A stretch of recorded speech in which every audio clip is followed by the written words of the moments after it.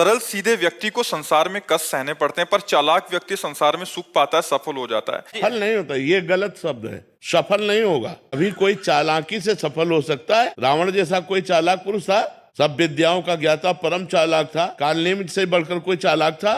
पूरी संजीवनी बूटी जैसी ही द्रोणागिरी में हर औषधि को कर दिया और साधु बनकर बैठ गया। हनुमान जी ने मार डाला, राम जी ने रावण को मार डाला, रहा न को कुल रोवन हारा। चालाक पुरुष सफल कैसे हो सकता? नहीं, सीधा सरल पुरुष कष्ट पा सकता है, पर सफल सीधा और सरल सच्चाई पर चलने वाला हो। जैसे धर्मराज युधिष्ठिर बिल्कुल सीधे थे, यहां तक इतने सीधे थे कि युद्ध क्षेत्र में कल कौन सी रणनीति है वो जाके दुर्योधन सीधे पूछ लेता था। भ्राताश्री कल कौन सा चक्रव्यूह रचना है वो बता देते थे। इसीलिए भगवान दो बैठक करते थे, एक युधिष्ठिर के साथ और एक युधिष्ठिर से अलग। युधिष्ठिर के साथ जो बैठक की वो चक्रव्यूह रचना ही नहीं होगी, क्योंकि वो दुर्योधन को पता हो। इतने सरल थे कि वो आके पूछ लेते, वो पूरी बात बता देते थे। तो आप देखो विनाश किसका हुआ? चतुर चालाक, जिसके साथ शकुनी, दुशासन, कर्ण, दुर्योधन के साथ इतने चालाक, चालाकी की हद थे ये लोग। तो क्या ये लोग सफल हुए?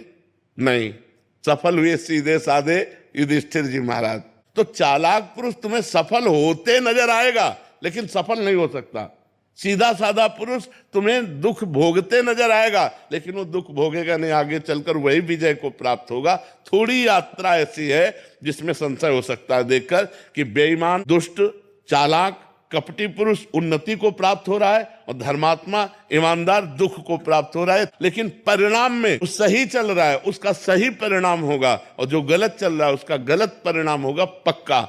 उसका पुण्य उसको साथ दे सकता है, लेकिन जो जीवन का परिणाम है वो ये पद नहीं है। मरोगे तो तुम्हारे साथ पद नहीं जाएगा, तुम्हारे साथ रुपया नहीं जाएगा, अच्छाई जाएगी, तुम्हारे सत्कर्म जाएंगे। और ये पक्की बात समझ लो, जब आपके आचरणों का, और भगवान ऐसी बुद्धि भ्रष्ट कर देते हैं कि खुला आचरण उसकी गंदगी सामने आ जाती है। आदमी की इज्जत चली गई तो किस योग रह गया? तो ये पक्का समझ लो, अच्छा पुरुष और धर्मात्मा पुरुष दुखी हो सकता है लेकिन हार नहीं सकता। विजय को वही प्राप्त होगा, ये निश्चित बात है। सामने से तो बहुत सुंदर दिखाई दे रहे और पीछे जो पाप कर रहे तो मालिक देख रहा है, उसका हिसाब मालिक करेगा। मालिक की दुकान में है सबका जीवन खाता, पाई भर का भी चूक नहीं होती हमारे मालिक से। एक एक बात का हिसाब होता है। अगर हमने अंगुली भी उठाई है तो उसका भी हिसाब है कि क्यों उठाई और कैसे उठाई। परमात्मा सबको देख रहा है, इसलिए ये मत जानो कि कोई देख नहीं रहा है, हम अच्छाई कर रहे हैं, हमें बुराई पर बुराई मिलती चली जा रही, कोई हमारे देख नहीं। परमात्मा देख रहा है। और जो एक है कि मैं छल कपट बुराई से बढ़ रहा हूं, तो देख लेना तुम नष्ट हो जाओगे।